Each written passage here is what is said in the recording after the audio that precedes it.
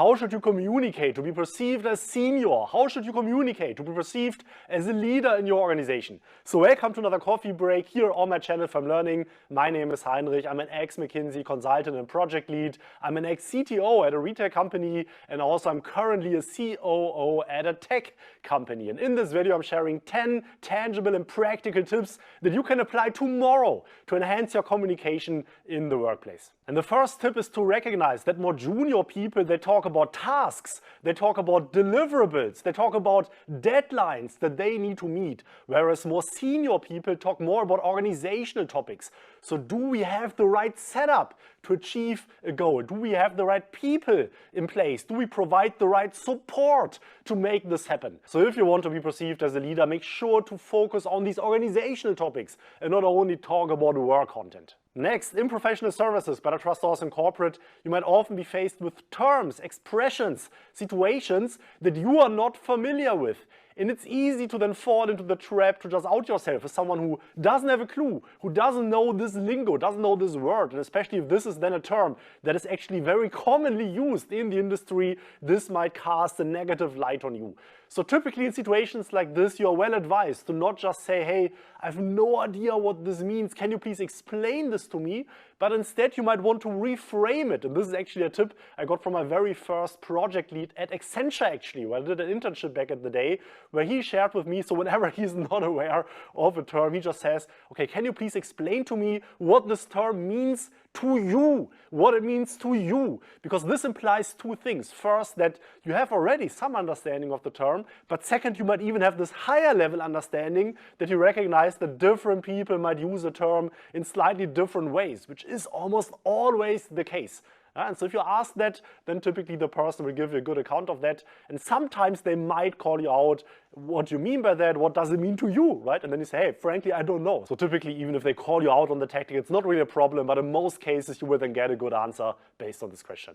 Next, and this is based on the feedback that juniors in consulting firms like McKinsey, BCG, Bain get all the time. And this is to communicate top down. So when someone asks you, what's the status on that, where do we stand, what are here the next steps, juniors typically say, yes, there are several things we need to consider. So first there's this one factor and then there's this other factor. And yesterday I sat in this meeting where I learned this. And then the day before yesterday, I actually analyzed this data set and based on that, yada, yada, yada. Yeah? So essentially they talk a lot about the process, what things are that need to be looked into, which meetings they attended, which data sets they analyzed. So this is very process-oriented communication.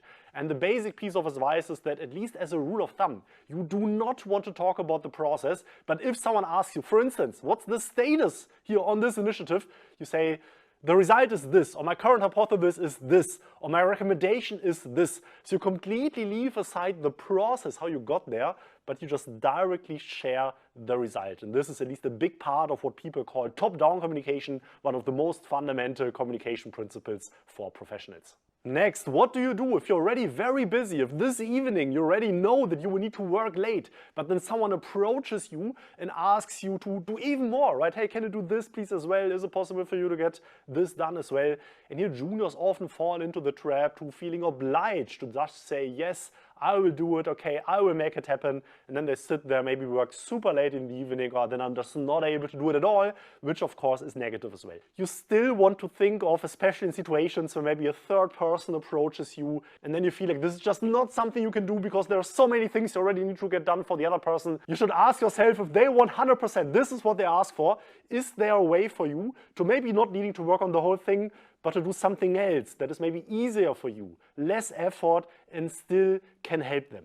This will often be perceived as far more constructive, far more helpful than just brushing off the request, than just telling the person, sorry, I cannot help you. So if someone asks you, hey, can you create this deck, this slide presentation for me this evening?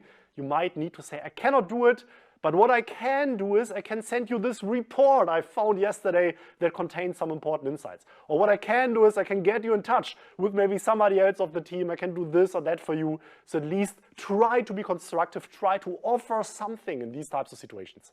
Next, especially juniors often use language that actually undermine their authority, undermine their position. So hedging language. So they say something like, I think this is the case.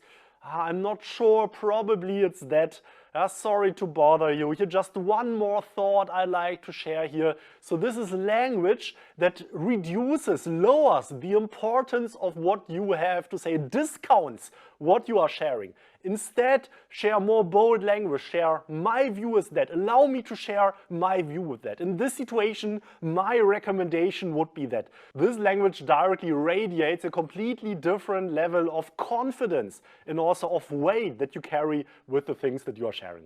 So I hope you already took value out of the video. If you did, please destroy the like button and subscribe to stay up to date on my channel. Also, big thanks to all my channel members. I release weekly videos here on the channel. And if you want to learn even more, we are offering a firm learning mentoring program where we are working with you to help you achieve your career goals. We offer free initial consultations where we will create a personalized career strategy and then can help you to reach the milestones and goals along the way. If you're interested in that, there is a link in the video description where you can sign up for this free initial consultation. It would be my pleasure to welcome you in our firm learning mentoring program. But now let's look at some additional communication tips. Next, the common behavioral pattern of juniors is that in meetings, also in emails, in any form of communication, they share issues, they share problems that they face, and then they address their leadership to then figure it out, right? To think about that, to then come up with a solution. Yeah? And this is typically bad because as a leader, often you're far more detached from the day-to-day, from the details than the person actually working on that. And then you're just confronted with something and then you're just hit by that and need to come up with a solution for that, right? So the general super important piece of advice, and you can apply this almost everywhere. And this applies to meetings where you present something. This applies to emails, also minor things if you're just sharing something on Slack messages, if you want input on a certain topic. Always also add a recommendation, always also add your proposal. So this is the challenge, and based on all of this, your recommendation, your proposal would be that. And if you're not fully sure, feel free to share that as well. Maybe also feel free to share a second option that you considered, but then this always makes it far easier because then there is a proposal on the table that then also the leader can think of. And then it might be totally fair for the leader to have a different view, to then come up with a different proposal, provide a different input. But this is always a starting point, and every senior person will value that, and it also shows that you have the capability to critically think about these topics yourself and then come up with a suggestion based on that. So always not only share a problem, but always also a recommendation with it. Another little subtle communication hack that, based on my humble opinion, enhances your perceived seniority is how you praise people. So typically people say something like, hey, great job, great how you did that, great how you executed the task, etc.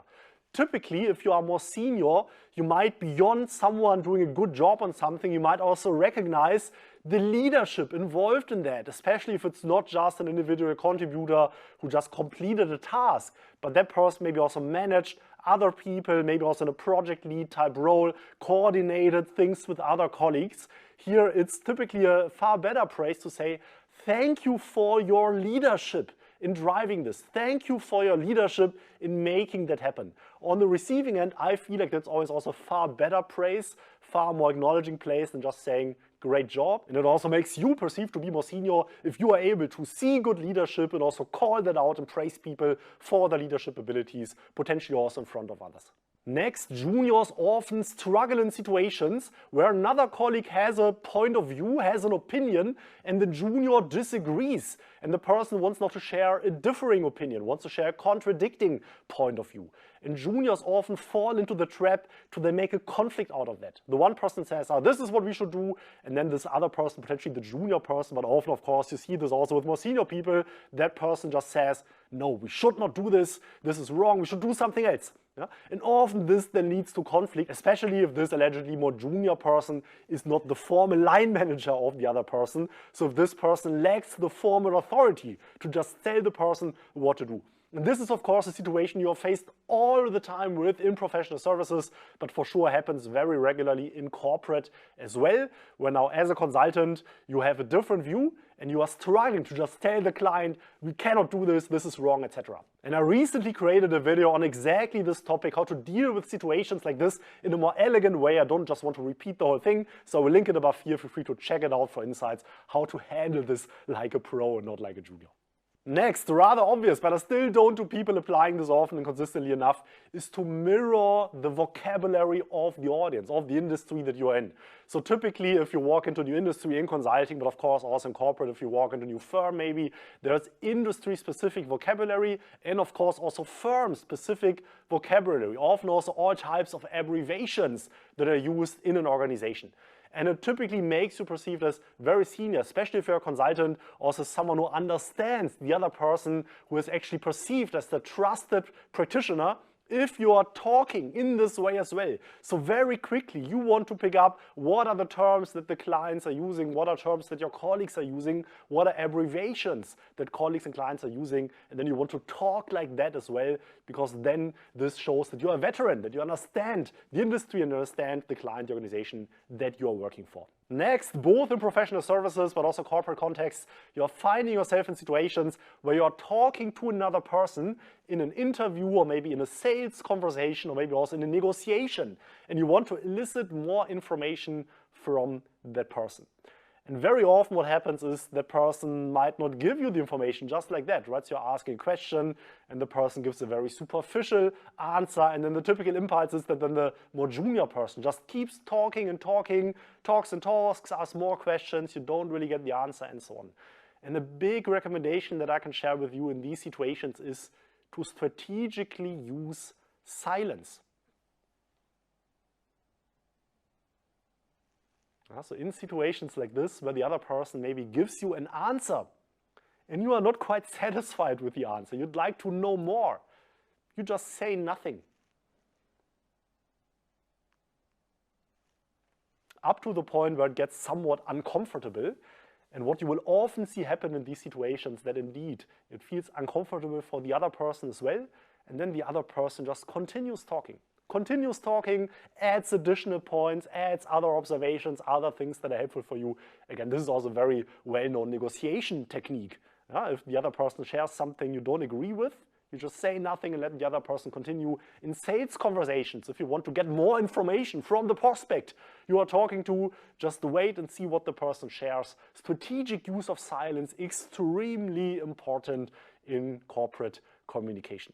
So let me know what you think, other acts you want to add. Super interested to learn from you as well. Please leave a comment in the comment section. My name is Heinrich. Looking forward to meeting you soon here on the channel next week. If you're interested in a free consultation for a mentoring program, link in the video description.